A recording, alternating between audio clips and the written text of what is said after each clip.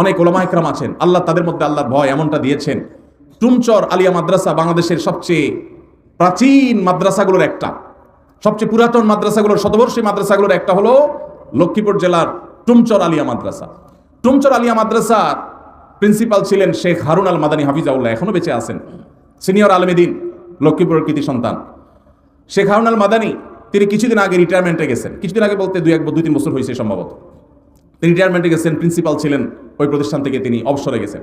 অবসরে যাওয়ার সময় তিনি যা সুযোগ সুবিধা পেয়েছেন সেখান থেকে একটা চেক লিখে একটা বড় অ্যামাউন্ট, কয়েক লাখ টাকার একটা অ্যামাউন্ট তিনি মাদ্রাসার ফান্ডে দিয়ে দিছেন, মাদ্রাসায় তিনি সেটা দিয়ে দিছেন।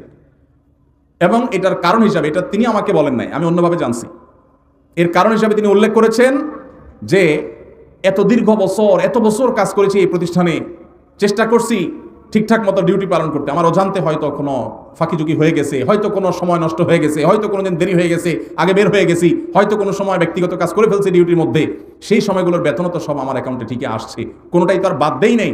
এই জন্য কিয়ামতের ময়দানে যেন দাঁড়ায় থাকতে না হয়, জান্নাতের পথে যেন বাধা হয়ে না দাঁড়ায়, এই জন্য কিছু টাকা এর চেয়ে বেশি হবে না, এর কমই থাকবে, একটু বাড়ায়া সতর্কতামূলক দিলাম আমি দায়মুক্ত হওয়ার জন্য।